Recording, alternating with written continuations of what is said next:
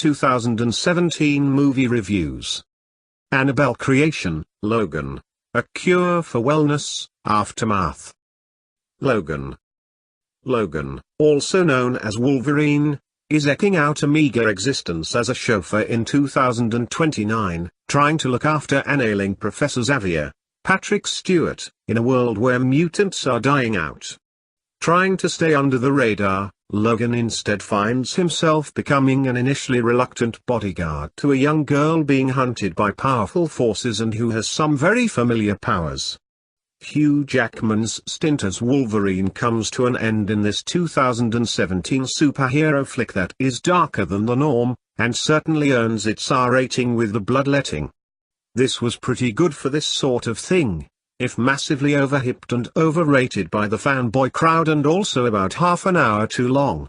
Nonetheless, I give Logan a solid enough B. A Cure for Wellness.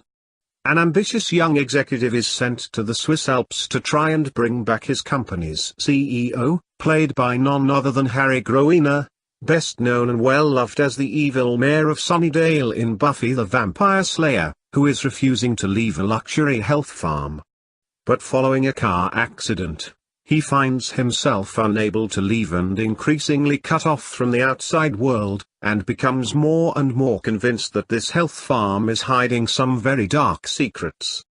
This creepy weirder modern thriller was a rather delightful surprise and really entertaining and engrossing in spite of its rather long running time.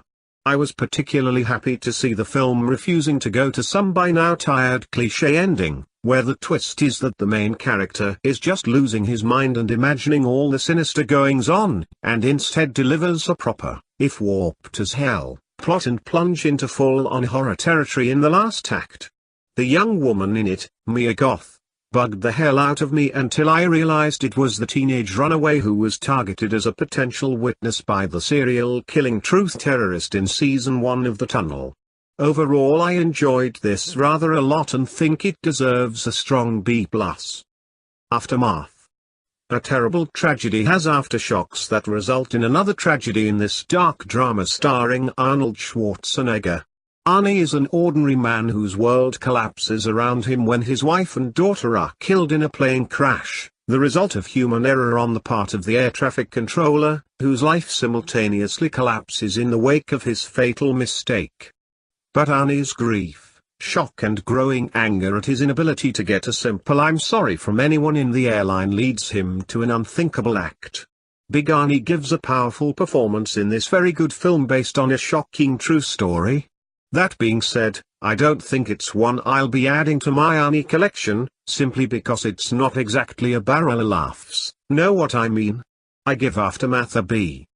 Annabelle Creation. 12 years after losing their young daughter in a tragic accident, a middle-aged couple throw open their large home to a group of young girl orphans and their nun caretaker. But a presence lurks in this home, a dormant evil that is only too happy to be reactivated in the presence of so many new young souls.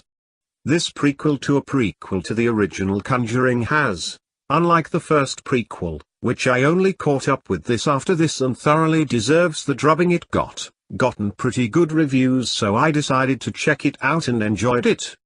It's the same old spooky shtick, but it's well made and acted and is very entertaining, with some great scares. One of the main little girls in this being terrorized by demonic forces is Lulu Wilson, who also was in last year's Ouija Origin of Evil, also being terrorized by demonic forces. The poor lass is going to get a complex. Overall, Annabelle Creation was very enjoyable and in my opinion deserves a B+. One final note before I go.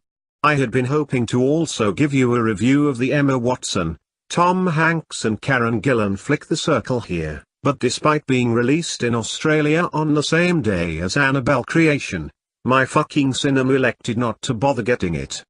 And yes, I know it wasn't a big hit in the US, but for fuck's sake, some of the absolute gobshite my cinema gets in, the fucking Emoji Movie for fucking one, and they can't get an Emma and Hanks movie? What in the proverbial fuck? They couldn't be asked to get Terminator 2 3D either, the cunts. Sometimes I wonder why I even fucking bother. Okay, round over. I've ordered the circle from overseas, so hopefully next time I'll be able to give you a review of that, along with whatever else is new in the next few months that looks worthy of my time and energy. Until then, sayonara folks.